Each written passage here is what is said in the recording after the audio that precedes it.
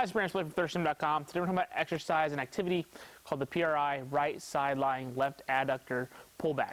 So this is based on PRI principles in that our diaphragm is not even, so it naturally is going to pull us towards the right.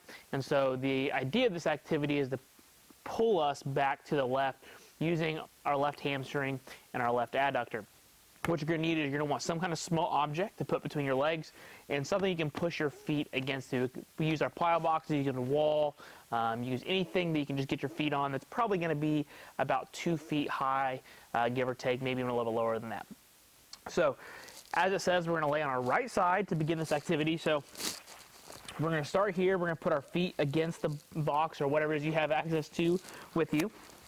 And then what we're going to do with our feet here is we're going to take that small ball or object, we're going to place it between our knees with our feet flat. Our bottom foot is pretty close to the ground, if not on the ground. That's kind of personal preference. I get relatively close just so I have to kind of actually push my knee down into the ground just a little bit. Feet are even, and I can feel my midfoot, my big toe, and my heel as I kind of push into the box. I'm going to use my right hand to support my head. You could also use a pillow, towel, whatever that you want to use in that case. And while we're here, what we want to make sure that we focus on is that we are not arching through our back. So we actually want to try to almost get a subtle tilt, try to pull our belt buckle towards our face. So as we do that, we should feel our abdominals just a little bit, nothing crazy. And then what we're going to do is we want to push our feet into the box or to the ground or wall, whatever it is that we're using here. And then we're actually going to try to take that left leg while we have that belt buckle pulled up. Everything should still be relaxed though, okay? You don't want to crunch it down, okay? It's not a crunch. Abdomen should be relaxed, but you should still feel a little bit of deep ab musculature. We're going to take that left knee, we're going to pull it back. We're going to take our right knee, push it down just a little bit, and the goal is to get this ball to turn. Okay, so the main reason I like the ball is because you can actually physically see it move. And we work with a lot of youth athletes and kids, so anything visually that's very easy for them to see and get is very beneficial. So again, both my feet pushed into the plyo box here. My knees start out even. I'm going to arch away to start, and then for that cue, I'm going to pull it back towards my face here. And then, like I said, belt buckle up, belly button towards my chin, however you want to coach that. Left knee is going to come back. Okay, so we're going to try to roll that back. This left knee should be back behind the right knee here. And then what we're going to do, hand can go here on the belly button. I've also seen it here on the side. I've seen some people just lay it on their side. I've also even seen some people be here. And we've also got a supinated hand to further push the body back. I personally prefer this. I feel this more myself.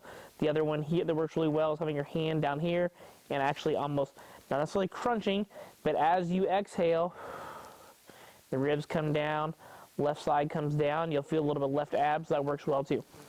So as you're here, again, slight tuck, left knee comes back, right knee comes forward, big breath in,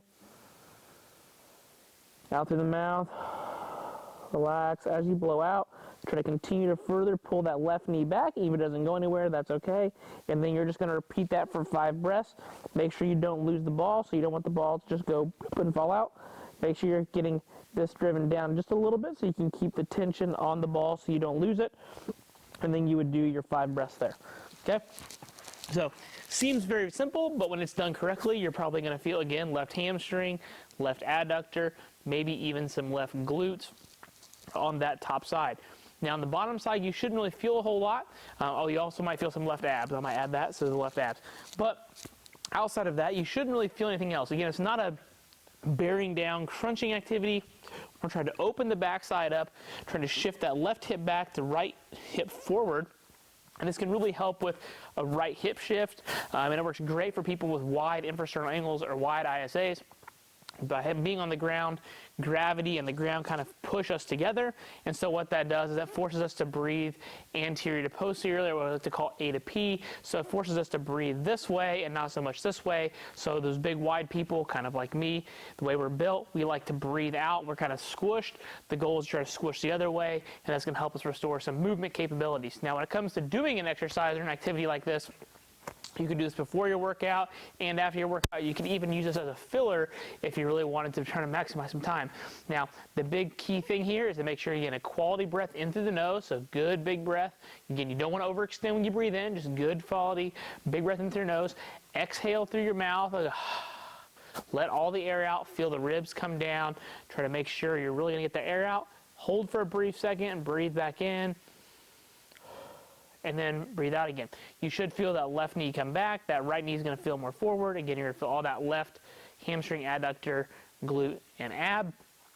Do 5 reps, relax, shake it out, and you can do it a couple more times. I wouldn't recommend for most people to do more than probably about 3 sets at any given time.